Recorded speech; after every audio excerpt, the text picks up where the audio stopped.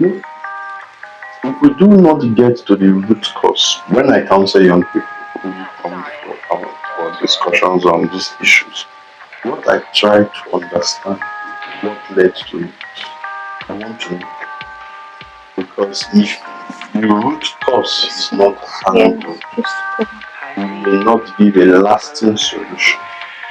Yes, so I know a young lady who was raised in a family where there was no love. She even felt that she was picked from the motherless baby school. She feels that someday the people she calls her parents will tell her that actually we hired you from motherless baby school. So she got to school and she met a young man. The young man said to her the parents that you are beautiful, I love you. And she was like, what did happen? Are you joking? Who will love me in this life? That was how she submitted to that young man. For 5-6 years in school, that young man was enjoying that girl sexually 4, 5, 6 times daily. I'm not celebrating daily for years because the girl says this is the only person that loves.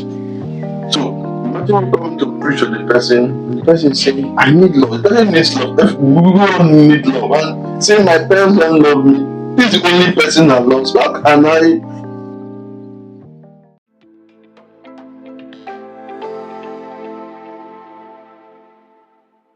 Hello, everyone. You're welcome to today's episode of the Isaka podcast.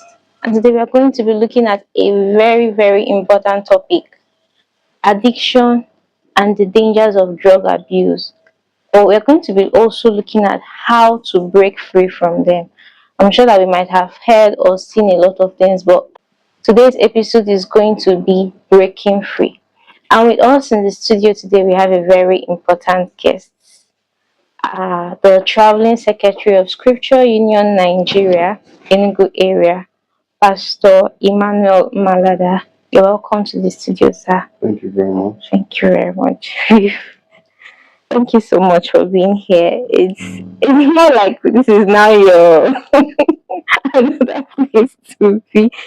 Alright, so we're going to be delving straight into the matter. And like I said, we're going to be talking about addiction and drug abuse, but now breaking free. That's going to be our the most important angle. So we've heard about addiction. We hear about addiction a lot, right? But there's something that I feel keeps people stuck. There's just a misconception about addiction that keeps people stuck in the dark, sir. So, will you like to tell us what you think it is? Okay. Thank you very much for the opportunity. Addiction is something that has become part of people's life, and sometimes people are addicted and they don't. Yes, until they come to a point where they want to do away with something maybe for a certain time and they discover that they can't. But one of the reasons why people have remained addicted, hooked on over time is because they do not see a possibility of being free. Once someone has concluded that this thing has come to stay and there is no hope for me, then it doesn't matter what you're saying.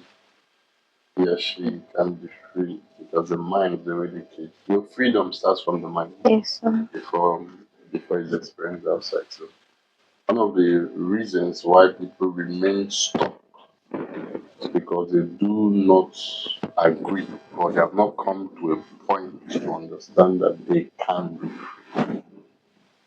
So that's what my little journey of life I've seen that as a fundamental challenge. And you know what? The devil tries to paint that picture always. And you cannot be free. Mm. Everybody look at this person, he has been stuck in it for years, he's a pastor. He has been doing this thing for years and he's still in it. So what are you saying? You just have to come to live with it to a point where you live with it and accept it as it's now part of your life. Mm. That's one of the reasons why people remain that way. They can, and you know, the process of being free from addiction, you know, it is a process. It's not sometimes, most times, it's not instantaneous. It does not just happen. Someone Hmm. lay hands on you, you are free. It's a process. So, for someone who does not understand the process, if he tries to engage in being free and he discovers that, or he does not know that it's a process and he has tried a few things and is not free, then he gives up. So the first thing is to understand that you can be free. Then the process of being free is really a process. It's really a process. It's addiction is just like, let's say, a habit that over time, a bad habit that over time people get stuck to. Yes, addiction builds from it starts well. I don't know, maybe if I can go into that now. Trying to, let's say, trying to solve Yeah, something. addiction starts from a one time something you just do, Mm, and then you did again, mm, and then it grows from being an action to a habit until the habit now becomes starts doing you. You are the one doing it, then you get the point it starts doing you. It becomes an addiction. At the point where the habit starts doing you, it's an addiction.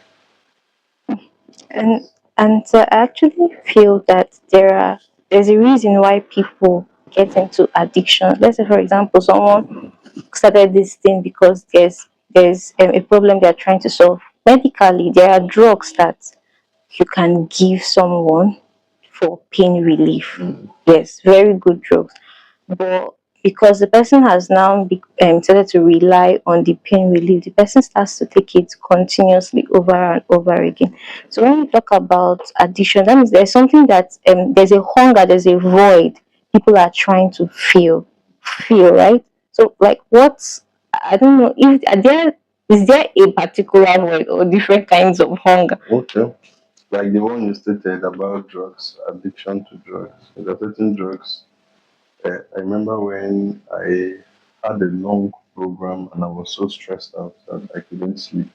Mm, So a friend recommended a sleeping pill, a sleeping drug. So I what took it is and it helped. And so it almost became more like anytime I can't sleep, I just go and pick it. So the person called me and said, if I continue to get to a point where you I can't can without only sleep it. when I take it. And so, in trying to solve the issue of sleeplessness, I started taking drugs, and then it disrupted my entire body system. Mm, Yeah. So that's for medical aspects. So we're advised to use drugs on prescriptions, and then to make sure that we take drugs that are not addictive. There are also things that are addictive, like drinks. I've had people who are addicted to Pepsi, yes, to cook. Coke, and Cook. they can't stay without it. They must take at least two in a day. Two, not even one, two in a day, and you know, it's just like they hear the cook calling their name. My son, Mm, it's time what to. is we shaking? We just start shaking, and they have to get that drink, no matter what. You know, and it started from just taking and taking till they got to the point where he takes them. Mm, Yes, so that's for those substance-related addiction. There mm, are also habit-related, that is things people do. People as I was handling a case of a young man who is addicted to drugs. He takes Igbo. And, what happened? He said that there was we were the family where he grew up from. He felt unloved. So in trying to find succor, respite, he got into drugs, got into cultism. Yes, he became a very hardened criminal. All of these things was because he was seeking love. So, in order to feel high, to get to a point where you meet up with the vacuum in your heart, the longing you want to be high, you take things to make you overcome that emptiness. Okay, so why people seek pleasure, people who became addicted to pornography, it just started from one view. They just saw it, stumbled on it, and by the time they know what's happened, they want to see it again. And by the time they get to see it, the brain registers it and it begins to play this picture. So there are many reasons why people eventually become addicted, there's a void in them that must be filled, and they engaged something that was disastrous to them, even though it didn't look like it at the point where they started. Yeah. That was very, very insightful, sir. So we are still looking at addiction now, but there's just this question that is in my mind. If you are asked to just give one word about drug abuse, maybe post it on a billboard or a signboard, or just tell people in within 24 hours, what would it be, sir? Mm. Well, it depends if I'm to say that to a people Mm, who are already addicted to okay. drugs, all I'll say to them is that there is hope. You see, I discovered personally that there are two things that keeps us going in life. One is love. You Mm, see, love.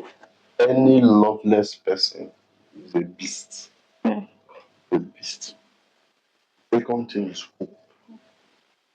The reason why people do not commit suicide because they feel there is hope. mm. The reason why people commit suicide is because they don't see hope Oh, anymore. yeah. They feel they've come to the end of the road. So if someone is addicted to drugs and he just wants to hear one word from you, all I would say is that there is hope for you. There is hope. And if it's possible, I could go ahead to share stories of people who were once in that place and they're out of it. Yes, please. Yes, speaking with people who are, maybe I go to a place where there are people who are addicted Mm, or who are involved in drug abuse. This will form part of what I should say to them.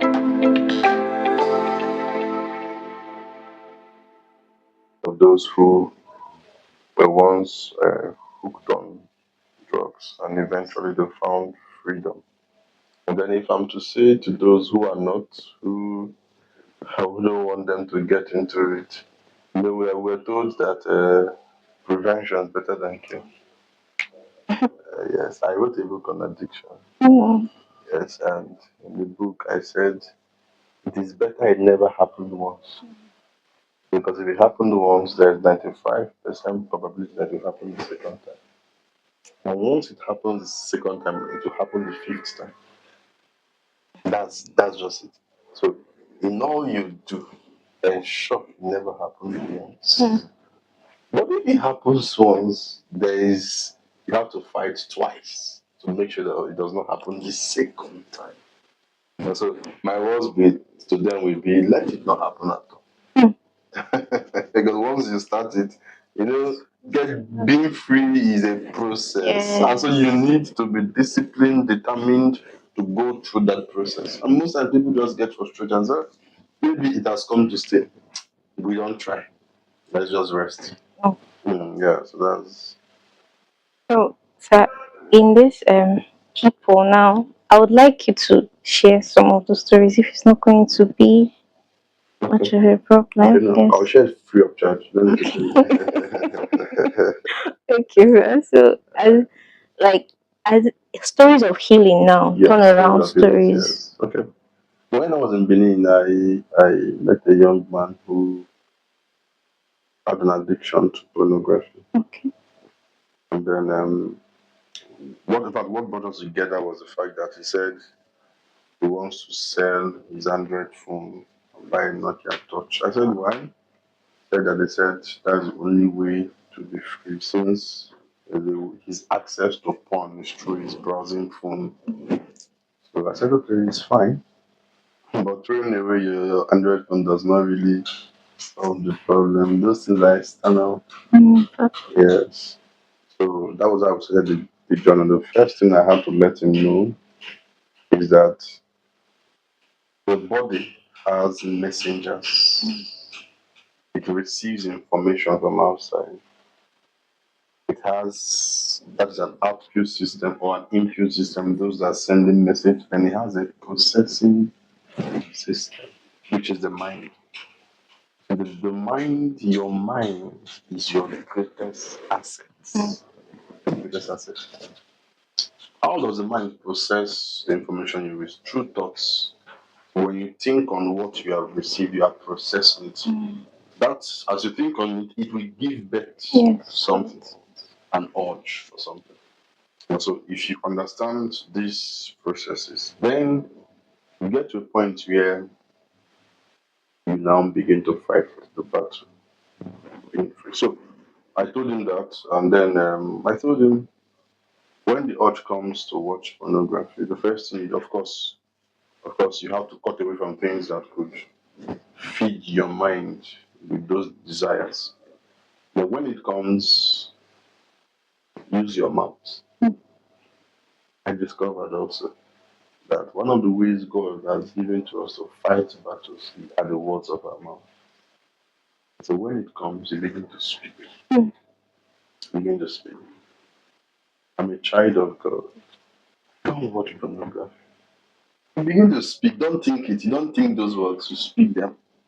And you see, sometimes you may still speak them and still do it, but you continue. It gets to a point it will break. So I told him that, and started 3 months. He didn't do it. After 3 months, he did it. You know, and he fell into it. Came back again and just continued. That was around 24, 2012, 2012 in Benin, yeah, in 2012. So we just kept on. We just kept on. I kept on. I was more like an accountability partner to him. So I was just following up, and we're speaking, we're praying together, and he was determined to be free. So 2012, 2013, 14, 15, 16, 17. The last time it happened was 2017. This is 2026, right? 2026. That's almost 9 years ago. Yes. Yeah, so from that day till now, this young man is free. And you know, it is not about laying on of hands or giving Holy Communion, actually. It's a battle of words. Because when addiction comes, it comes with a thought that produces an urge. One way to handle the thoughts of our heart are the words of our mouth. Yes, we fight the thoughts of our heart with the words of our mouth. So when we speak out, we are countering the thoughts of our heart with our words. So the urge to do that is losing its grip. It's losing its grip. It's going gradually. It's like when you want to break this wall. The first punch on the wall does not break it, but it starts the journey. It is not the last punch that breaks it. It's not. It's all the punches have been given. Yes, every punch has an effect. But it's not the first day you punch it that will break. Yes, so that's how we fight. And he was able to find deliverance. And there's a young man in my book that I shared the story who his mother sent him to buy something in a shop. When he got to the shop, he saw young men gathered watching something. So when he was increased, he wants to see what they were watching with excitement, and then so it was fun. Yeah, so God forbid that was the response, and he just went back home, but kept on playing, kept on playing. He came back and said, "I want to see that thing there watching. How did they get it?" So from there, that led to him being not just one addicted to pornography or masturbation. He became a homosexual. Yes, a homosexual. Because eventually they began to practice and because boys began to touch themselves and do all they were doing together. Then when he gave his life to Jesus, it became a matter because even though he was born again, he still had the urge. He was still doing. So we began a counseling process for him. And today he's free, he's even married. Yeah. So there are 1,001 stories of people who are delivered from all of these things. So everybody needs to know that even you were not born with the desire to that it came. That means since it came, it can still go. If it came at some point, it can still go at some point. So you must be hopeful that you can be free. If we look at the disciples of Jesus, we'll see how their walk with Jesus went, how Peter came, And even at the point where Jesus had died, Peter was still misbehaving. So, but eventually we see them becoming the changed person that the Lord had desired. So it's a journey. Judas would have been better. Yes, because for me, I feel that Peter was worse than Judas. Because Peter was an in-house man. He was part of the people who call the inner caucus of Jesus. And so for someone like that to have betrayed Jesus, even when Jesus told him, see you and I prayed for you, and he did it, he betrayed him. And even after betraying him, he said, I'm going a fishing. He led disciples away. And Jesus came to cook him sardine and bread. He ate and he ate well. Sometimes he said everything happened. But for Judas, he became hopeless. Now I've done the worst. There is no way out, and he committed, he killed himself. But Peter, who in my own opinion committed the worst offense, stayed true. Even when Jesus asked Peter, do you love me more than this? He said yes. I was like, Peter, if I be Jesus, which kind of you know? But he said, yes, I love you. And he was just a man that is just willing to be something for Jesus. And so, but Judas' heart was just, I've gone so far. I've gone so far. There is no way out. Let me just end it. And so he lost it. And so, anyone who is suffering any addiction, held on to something, you can be free if you do not lose hope.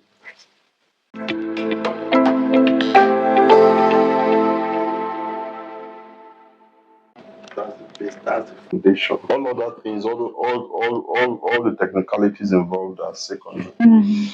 But once you accept that you can be free, you will be free eventually. It's like you said, it starts with the mind. It starts with the mind, yes. Starts with the mind. Oh, sir. Okay. I was actually thinking, are there ways you can actually know someone who is addicted? Yes, with drug abuse, I think it's easy. All the substance abuse is easy to detect. But even these days, I think you can't easily detect. But are there other ways you can know that this person is addicted to something, even if whether it's pornography, master, any addiction at all? Okay, addiction sets in when you can no longer have control over your relationship with something, whether it's food, whether it's sleep, whether it's drugs, whether it's an action, a habit. So I used to have a roommate in the university who was addicted to gambling. Oh my God. If he doesn't gamble, his body will be shaking. He can come in because he needs money to gamble. He can steal your phone, go and sell, gamble. So he lost control over himself, became a servant to gambling. So the first way is to know is when someone loses control. He cannot change it. Even when he knows the repercussion, the consequence of what he's doing, he still cannot help himself. And so yeah, this person has come to that point where he needs help. I've been with people who are hard on drugs, who are on hard drugs, and their body begins to shake when they have not had the acting. They are just shaking. They're just acting like people who are going mad. They are looking for it. They can even say, I will give you my life. Just give me money to buy seed. That kind of thing. They are willing to part away with every precious thing to have that other thing. And when you see them, so you see their reactions, see their responses to things. And sometimes you don't know for other habit related addictions. You may not know it just from Facebook, where you may just get to a point where it is from interaction with the person. Like someone who's addicted to phone, someone can be addicted to phone. The person does not stay without the phone. The person is always with the phone. Once the phone runs down, the person has run down. And the person is looking for ways to charge it, the body, Can do anything. anything to charge it, anywhere. He can trek from here to neck to look for a charging port to charge, not as if there's an assignment to be done, but he Mm-mm. cannot just stay. He feels as if the moment that phone went off his life, in fact, he went into darkness. You see what the person does to get that thing at the expense of other things. Yeah, so those are the possible feasible signs you can see. But some of these things are beyond just physical Physical. signs. As you stay with them, you relate with them, you listen to the words of their mouth, listen, you see their actions, then you know that this person has a problem, he has a challenge. Yeah. Oh, thank you, sir. Well, we are going to be moving on to the healing process now. Not as much as yes, we have been talking about it, but I feel like there's this culture thing about shaming people rather than healing, right? So people would rather not talk. It's actually said that addiction and abuse thrives in secrecy. So people would rather not talk than because they don't want to be shamed, and that defers the healing process.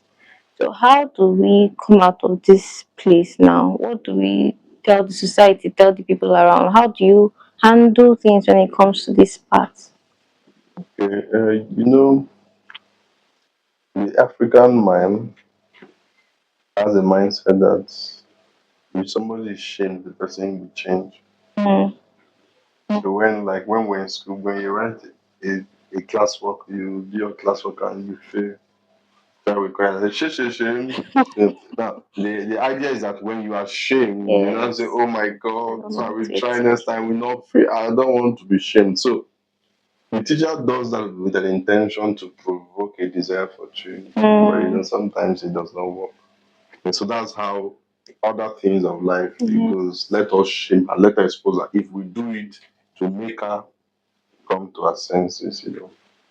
So that's why we adopt that shaming aspect. And they want to make the person feel uncomfortable. So the Mm, person now desires change. change. But sometimes shaming the person hardens the person, makes the person now want to decide that anything will happen, make it happen. So the issue of helping people who are addicted to bring them to a point where they can still feel love. I said that one of the greatest power forces in life is love. Mm, That was why when God was to send his son, change man, he came by love. He didn't come just by instructions or commands. He came by I've seen someone who is masturbating and crying. He's crying. He doesn't want it, but he's masturbating. So it's not as if he likes it, but he cannot help himself. Imagine coming to see that person, see you now, you are stupid. Well, the next thing is for the person to kill himself because he's stupid. So we must bring the person to an environment, a community where there is love, where we show the person that there is hope. But the person must know that we are not in support of what he or she is doing, but we love him. mm, If we do not support his actions, but we love him, we want him to be separated from the action.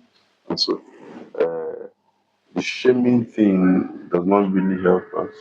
But we need to form a community where the person feels loved, feels helped, feels understood. You know, if we do not get to the root cause, when I counsel young people who come for discussions on these issues, what I try to understand is what led to it. I want to know. Because if the root cause it's is not. not Yeah. handled, Just go back. we may not give a lasting solution. Yes, so I know a young lady who was raised in a family where there was no love. She even felt that she was picked from the motherless babies home. She feels that someday the people she calls her parents will tell her that actually, oh, We hired you from the one that baby's room. So she doesn't. So she got to school and she met a young man.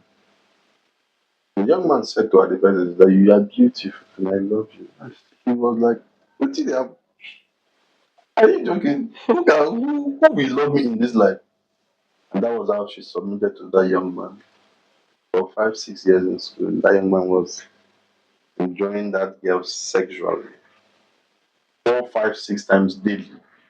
I'm not exaggerating, daily for years because the girl says this is only person that loves me.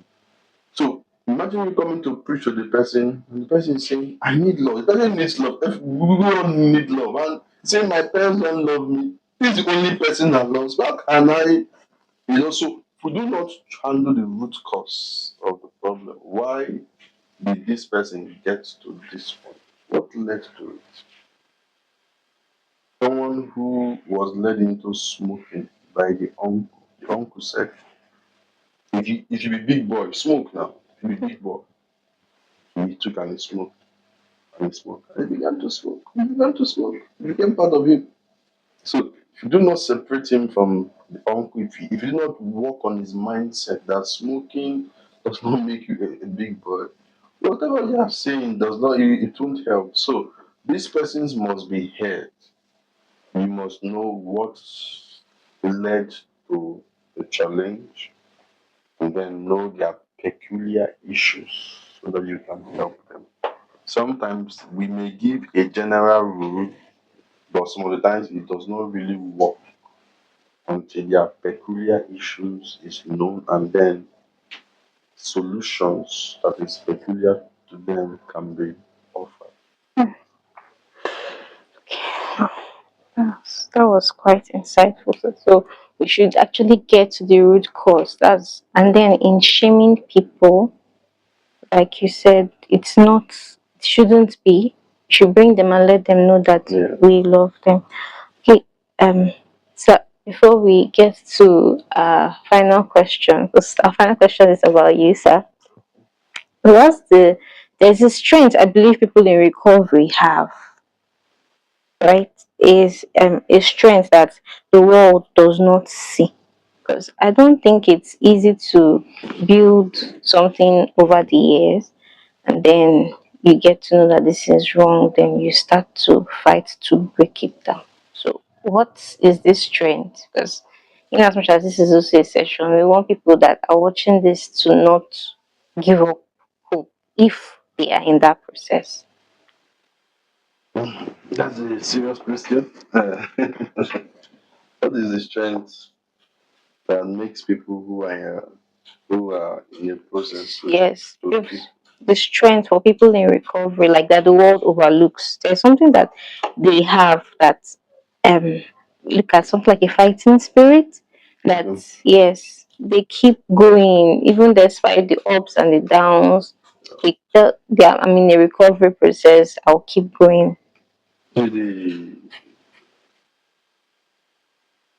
What makes a man or a woman valuable is their ability to learn and unlearn. Mm, mm, A man who does not know how to cook but has a desire to learn mm, is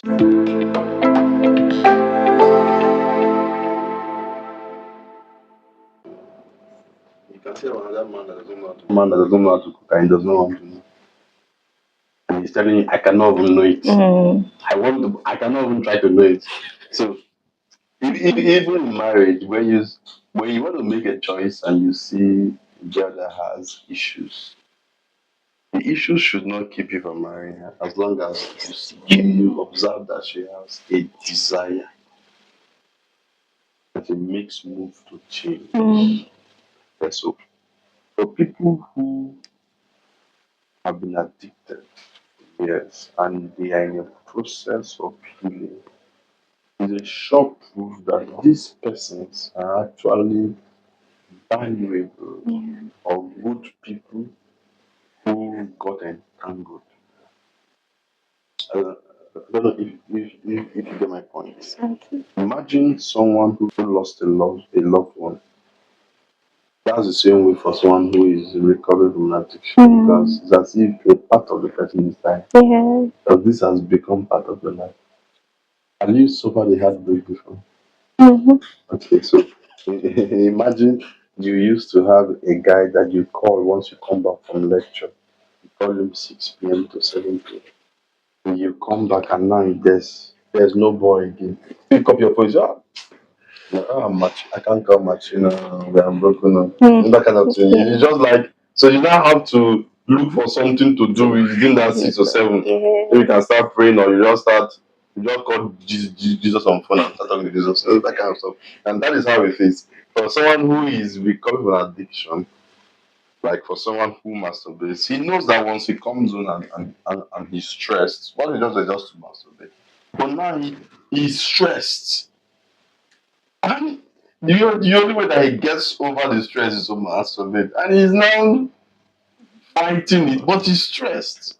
That person deserves an applaud because he's showing that I want to be better. Yeah. The desire to change, to be better, is a strength that is rare. Mm. They say change is the only constant thing, and one of the things people fight more is change. Yeah. So if you see someone who wants to change, he has strength that is rare. So we must come to celebrate the desire to change. Because it's like someone who has lost a loved one that is trying to live without that love. Oh, that was quite deep. So the desire to change, the strength. So finally, sir, to you, from our interactions, and some things you've said here, you talked about a book. The book, yeah. Yes. So you also talk about the book. But before then, what led you on the path of this course? What made you write this book? Okay. Or why did you decide that fighting addiction and abuses and all this is a cause worthwhile fighting? Okay. Well, like I told you, around 2013, 2014, I began to come in contact with people. Mm, So I don't know why they were coming to me. I mm, really don't know why, but they're just coming to say this. And I gave the advice. I told them what I knew best at that time. But around 2020, that is COVID. It's COVID time. Um, everybody was home. Everybody were all home, and things began to happen. I was tears of Ungo then. And so people would just come and say, I want to see you. Okay. We talk about moment of salvation. Yeah, I'll talk to them. As they are going, the next person is coming out. That's if since we are all at home, mm. nobody's going to school, nobody is as if they're not looking and they're getting entangled. Everybody became a body. That was what led to my book. I started writing that 2020 plus. The visits, the calls, the issues were rising. People who had nothing to do again because we're all on lockdown Mm, had to engage in something which kept them busy, and so it became a passion for me to see people get. Then when I go for programs, and when I'm done preaching, a few persons want counseling, and 90% of them are, sir, what do I do? This. And you cannot start, if you to talk to them, you need like an hour. yeah. By the time you are done with this person, the same person is another person is going with the same issue, you speak to the person. So why don't you just call all of them together and talk to them once? So I said, okay, the best way would have been will still be to write. So that just okay, take a copy of my book, go and read and come back when you are done. So these things just led to this burden of writing. And even beyond young people, you see mothers, married women, wives who are addicted, who are suffering addiction, and they are crying. They want to be free, but they cannot be free. And it has affected how they think God views them. It affected their walk with God. So I'm a pastor. I want to see God's people helped come to a point where they can serve God and they feel that God is proud of them. And so all of these things, it just brought me to the point where I felt Let me just write something short. So this is just a few pages book so that young person, young people don't like to read too much. But let me just write a few pages so that they can just sit, run through it, and then trust God for freedom. That was very deep and insightful. Thank you, sir, for all you've been doing for the young people around. And that book, that would can we like the name of the book, something like that, so that Okay. we can also get to Okay, the name is Help.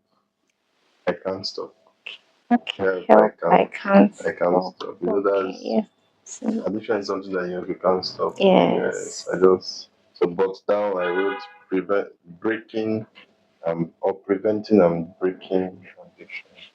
The book speaks about how to prevent, how to stop you from coming to the point where you are addicted, and then those who are already addicted, how to break free from it. And so I wanted to see help those people come to the point where they do not get addicted. I tried to explain how addiction, the cycle of addiction, how it is So, formed, how it travels from here to here, what leads to it, and how you should nip it at the bud. One of my strong points in the book was the issue of the thoughts. I use the story of David. The Bible says at the time when kings go to fight, David was at home, mm, was not at the place where he should have been, but he came out and he saw Bathsheba taking her bath. The Bible said that he saw her and saw that she was beautiful. He saw it twice, he saw it twice because I just stumble upon you is accidental. But I mm, saw it's okay. She has nice curves, her lap is fair. Okay, what again? She's hairy. That kind of look is something that you have to look and you're like, okay, in fact maybe he took his bag and was writing. So he noted and said, wow, my God. Sent for her. So he sent for her and he slept with her. eh, So you will see that that's how one must come to a point where God helps him that the messages he receives from his five sense organs mm, does not go to the point where they are processed by the thoughts. And it's something that we must that's what the Bible says in Philippians that whatever is not pure, whatever is not this, do not think on them. If you think on them, they will give birth to something that you cannot handle. Yes, it's something that we really need to handle. That's what the Bible says that whatever a man thinketh in his heart, so the devil attacks our minds because our hearts, because he knows that once the heart is under his control, you will always give birth to sin. And so I try to, by God's grace, try to explain that fact. When there is an urge coming because a picture you can seek for help at that time. Run, do anything you want to do, shout, run to a brother, a sister. So that it does not lead to a force that makes you want to test what you have said. So that's it. Help, I can't stop. help. I can't stop. I can't stop. Okay, so before this is going to this is your final word now, right? Because you're going to be telling to give your final word. But there's something you talked about. 2020 was a time when people were not, and then you talked about married women, housewives. So one thing that is central is boredom, Mhm. is idleness. Yes. So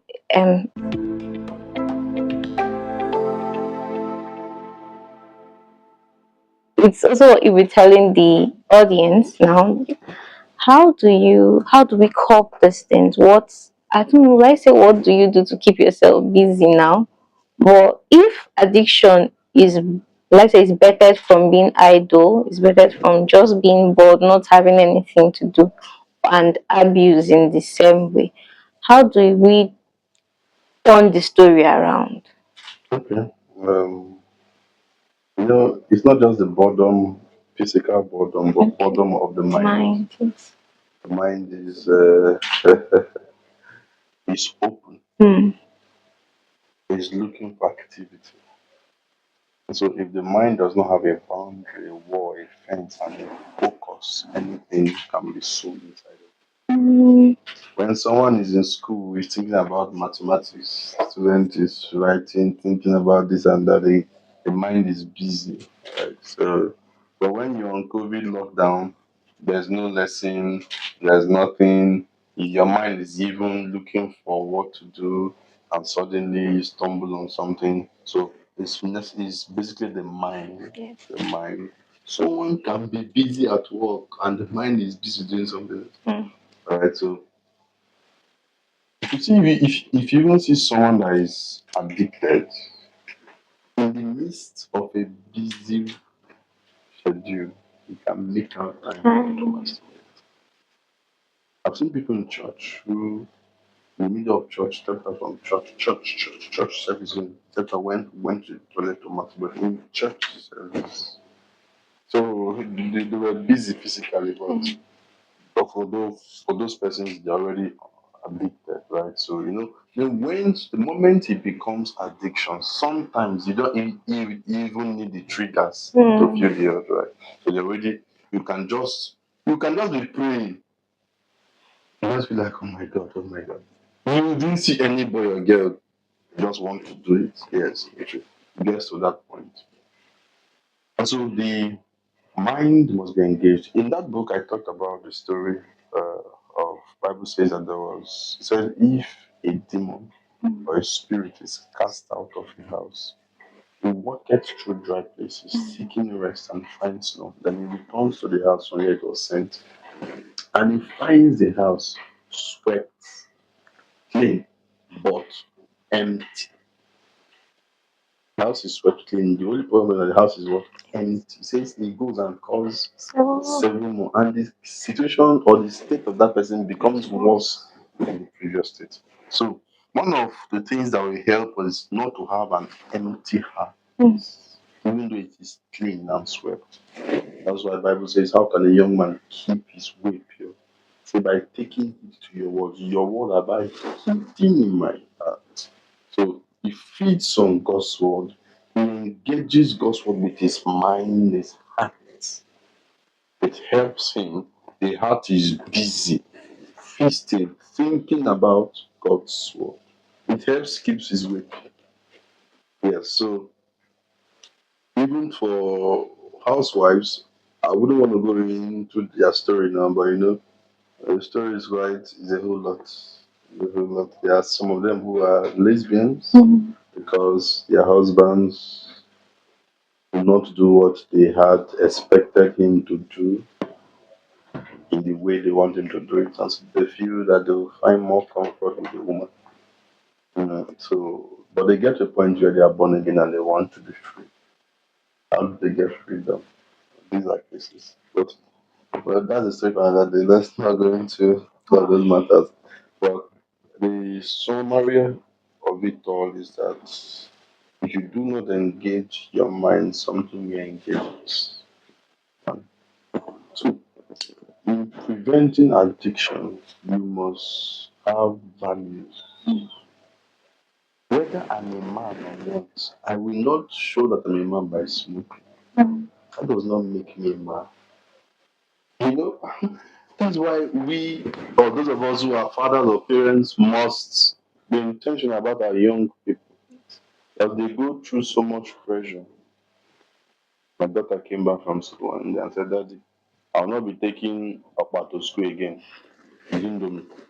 Say, why is it my friend used to bring Indomie to school? I'm not taking Papa again to school. At that age, she's already feeling oppressed by Indomie. But I mean, the real choice is add more value. So you see that they're exposed to a whole lot. yes. That is my friend came with pink bag. I have one pink bag too. Your child that's just 5 years and you are looking and you say, wait till they happen. So we must get to the point where we begin to tell them, make them understand life from a different perspective. These people do not define what it means to be a man. Do not define. My son came and said, Daddy, are we rich? Are we rich people? I don't know. Which kind of question is that? I say yes, we are rich because Jesus is in us. They must see life from a different perspective. If they can judge life from that perspective, Mm.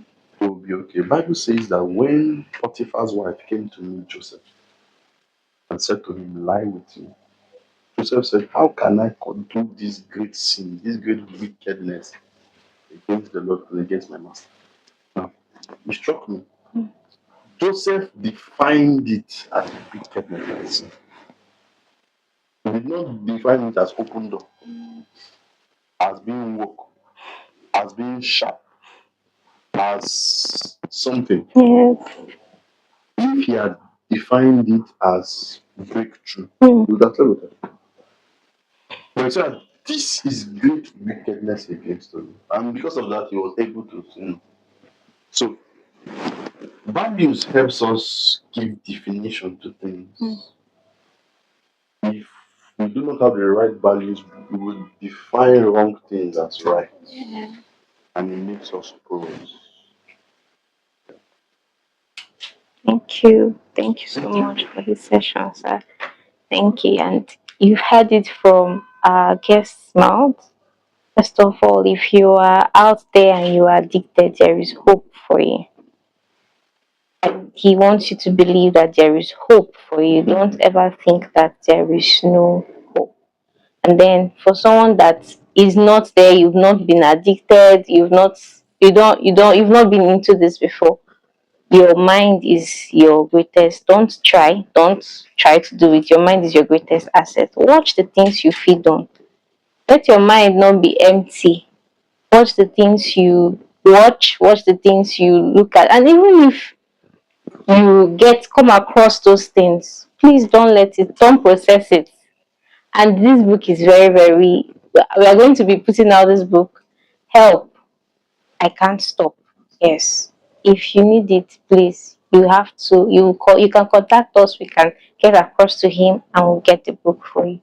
Let me Thank just add something Okay, before you sir. summarize. I want to also say to them that we are very precious, right? And there's a whole lot God has kept in you, which the devil uh, is against. The fact is that when the devil Bible says that the thief cometh not, but the reason why the thief comes is to kill, to steal, and to what and to destroy. But when that thief comes, it does not come like a thief. When the devil comes, it does not come like the devil.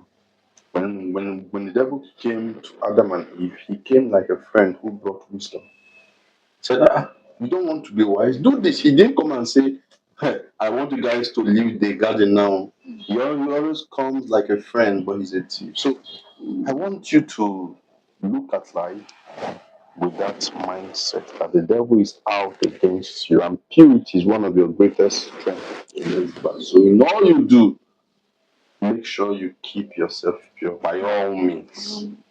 By all means. Thank you. Thank you, sir. And that brings us to the end of this episode. Thank you for joining us. Do well to like, comment, subscribe, and even share this episode to everyone you know that needs to hear this. God bless you, and do see you in another episode. Bye. Bye.